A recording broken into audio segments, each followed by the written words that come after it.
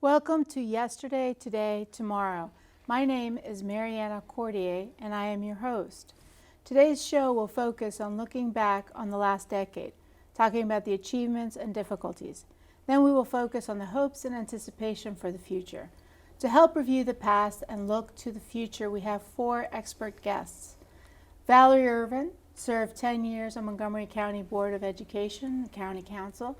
She ran as gubernatorial primary candidate for Maryland in 2018, and Ms. Ervin's political career has been based on fighting unfair treatment.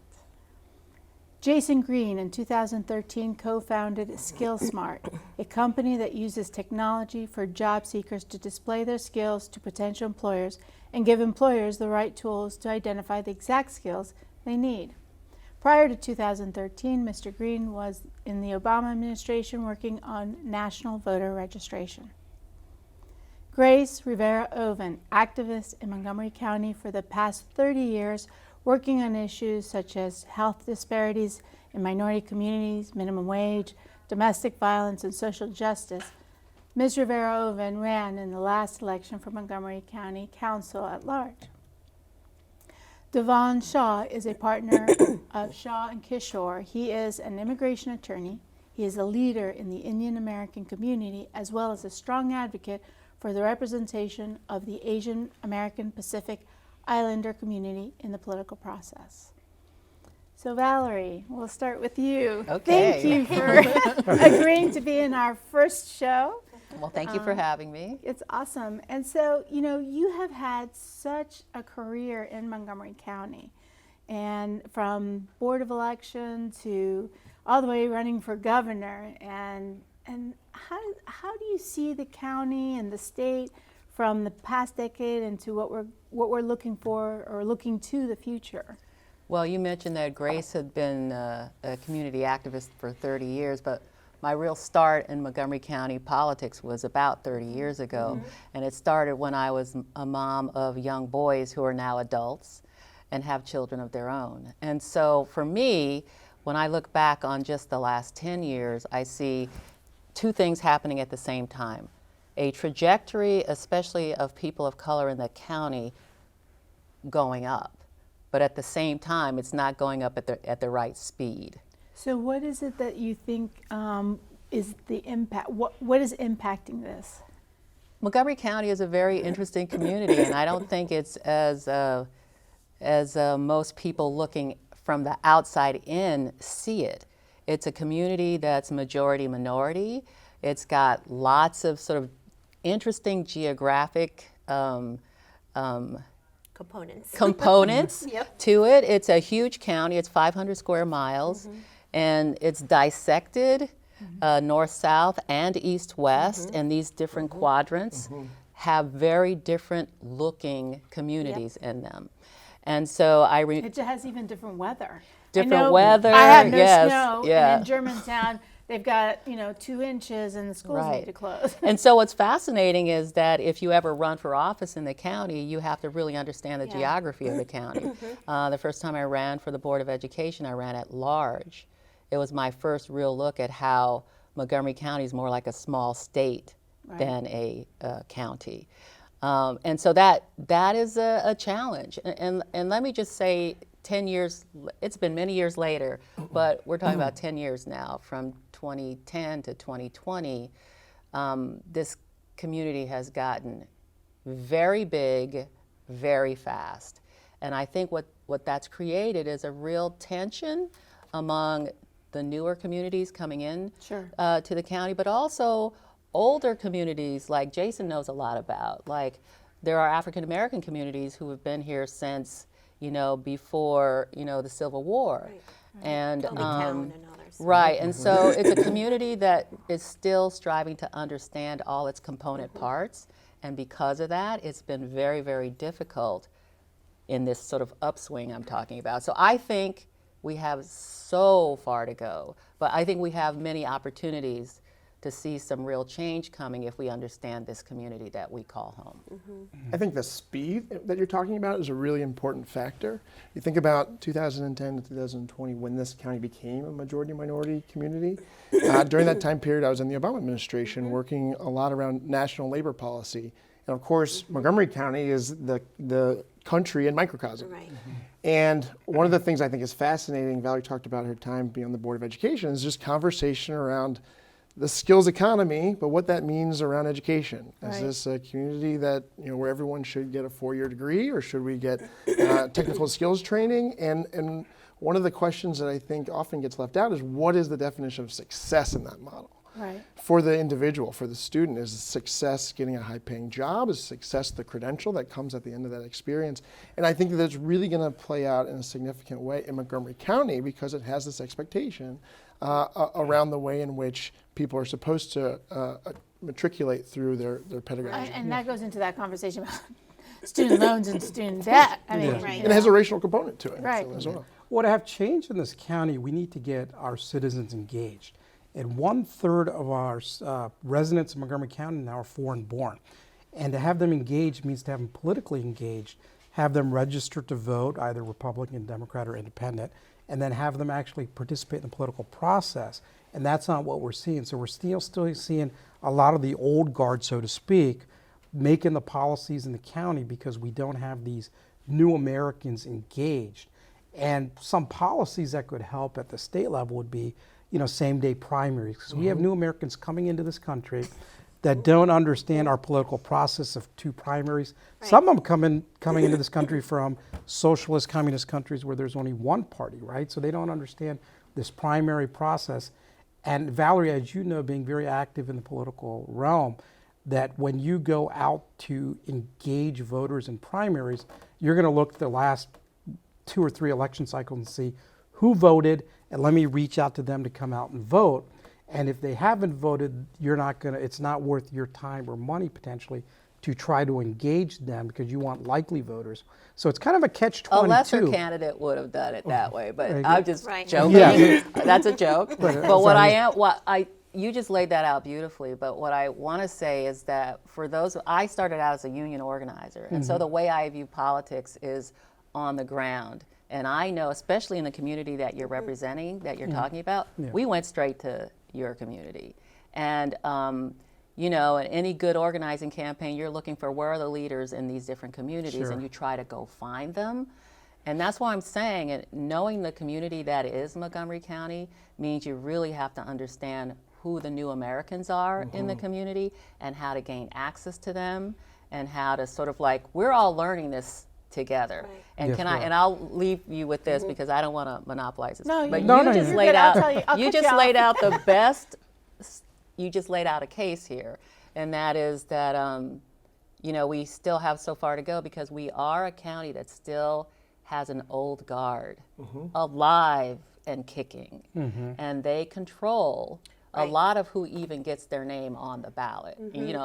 Mariana and I have a story about that at the state Well, level. I was but, going to yeah. mention to you, to me it seemed like when you ran for governor and there was the issue of the ballot, that there was, for me, it was the first time to confront the actual government putting the barrier in place for a minority candidate that was surprising. It was shocking because aren't we progressive Maryland? Yeah, but really, were you surprised? I wasn't surprised, right? I think, and Valerie, you started, your activism 30 years ago in the Board of Education.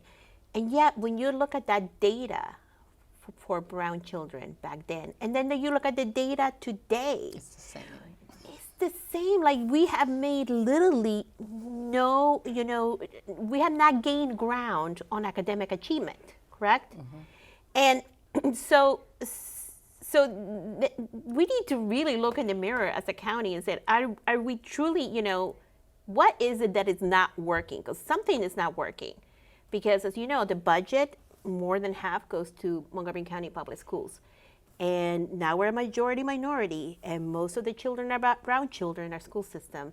So you would think that we would, in 30 years, have made incredible leaps and bounds in ensuring that our graduation rate is higher, that our kids are taking rigorous courses, but yeah, we're not. We're like stuck back in the past.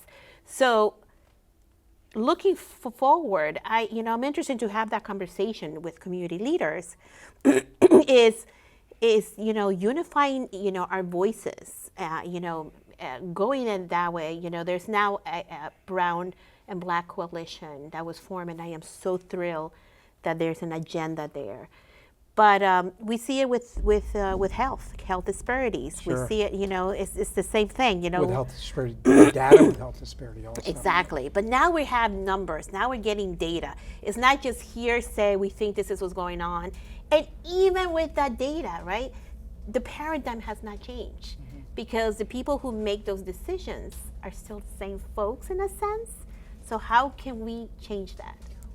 I'm really glad Jason's here because he's representing a company that's really forward thinking about how do you engage in all these different levels of the community about how do we get our graduates the skills that they need to go to work or go on to 4-year degree pathways. But I think that's really important because the school system has to partner up. Well, right, and I think that partner piece is probably one of the most important pieces. You're talking about this coalition that's coming together, Right. and it can't just be a coalition on one side. You have to have a coalition of employers, of government, of individual taxpayers, and that's what we've really tried to do at SkillSmart is be a mechanism of accountability. When we're going to have these kinds of investments into a community that are going to spur economic development on its own is insufficient. What is that economic development going to do to ensure that the underserved population has access to what it needs, that we're providing pathways to educational opportunities, and most importantly, economic prosperity. And it's just something that has to have both sides at the table, right? That the opportunity comes at the same time that you have those community participants that can build meaningful pathways in that direction. One thing that, in hearing you talk, it made me think about just kind of a little bit about the history that we're coming from. And the importance of intentionality. You know I've been working on a film. We recently finished a documentary called Finding Fellowship, which was about the unlikely merger of 3 racially segregated churches in the community of Quince Orchard, which is now North Potomac. But those 3 churches merged together the night that Martin Luther King was assassinated on April 4th, 1968. When I was making the film, I thought, April 4th, 1968 is the most important moment in this story's history. In reality, it was April 5th, and April 6th, and April 7th, because it was about how can you be intentional about these ideas of community and respect, even at times when you may not want to like your neighbor, but you have to love your neighbor. And I think it's that kind of intentionality about building community in Montgomery County that we need. And it's also about being very honest also as the leadership and doing the check and balance that you said and keeping those leaders honest about the true realities that the communities and their needs, right? Because many times we hear this is what you guys need and this is what I'm going to offer, but they forget to talk to those who are supposed to be getting those services. They forget to ask them, is this really what you need? And this is what, And having those two-way communications, I think, is incredibly important. Well, thank you for sharing all of those in this segment, opinions and thoughtful retrospect of, nothing's much changed, I think is the theme. We're going to take a break and we'll be right back. The first day stepping on the court, I couldn't keep up. That motivated me to step up my game. When I reach a goal, I set a new one the next day. And my next goal is to go to college. Mastering the court takes persistence. So does getting into college. I've got what it takes. So do you. If you drive buzzed, it could cost you around $10,000. You'll face major legal fees, major fines, and steep insurance penalties. You could lose everything. Nothing kills a buzz like getting pulled over for buzz driving, because buzz driving is drunk driving. Nice. Yes, go! Yes! No! Come on!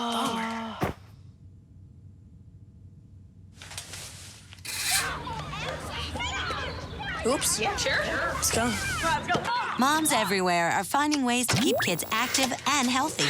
Works every time. Get ideas, get involved, get going at letsmove.gov.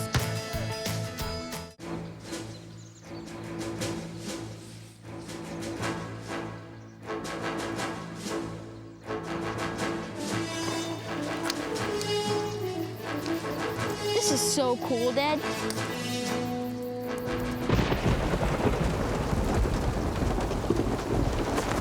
Awesome. This is so cool, Dad. You don't have to be perfect to be a perfect parent. There are thousands of siblings in foster care who'll take you just as you are. And we're back.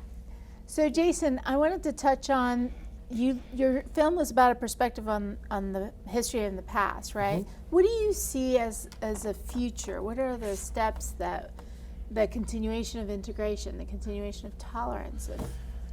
Yeah, well, it's interesting. One of the themes that we're hearing so far is that history is looking very much like the present. And frankly, one of the reasons why I wanted to make this film was because I was hearing this refrain over and over that we are a divided country, we're a divided people.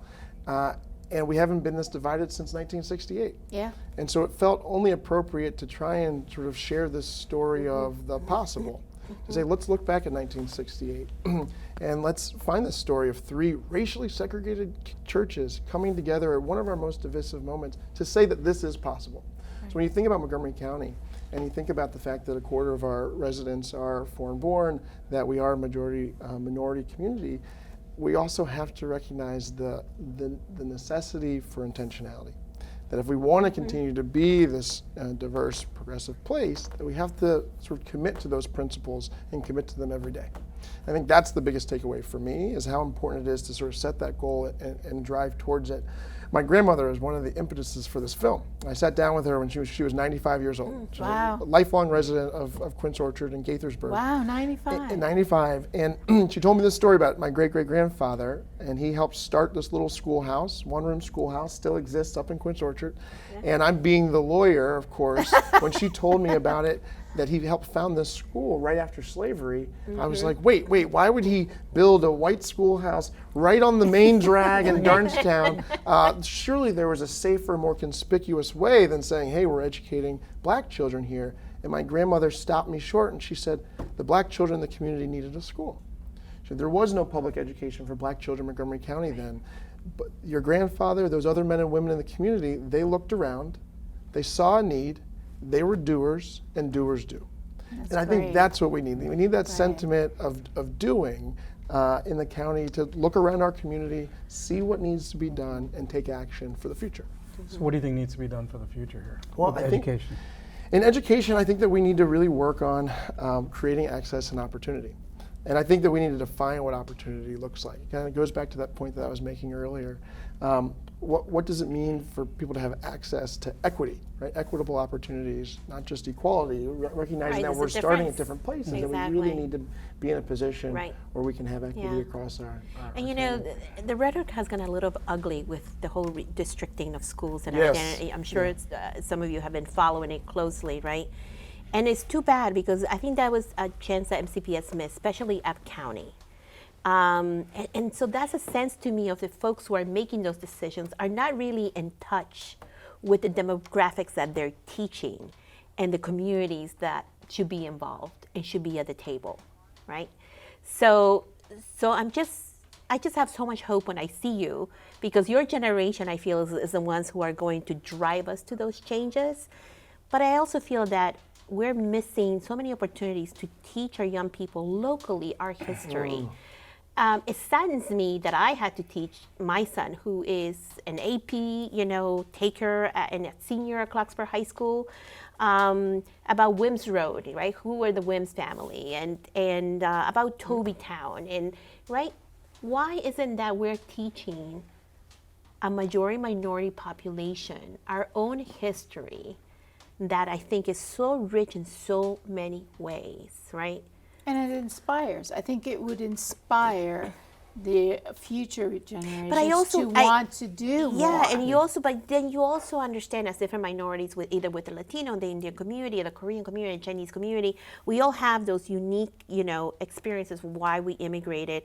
But you also have communities that have been here, forever, and so it is like so important. I think it's a missed opportunity that we don't do that enough. It's so funny you say that. One of the things that we did with the film, I partnered with Quince Orchard High School.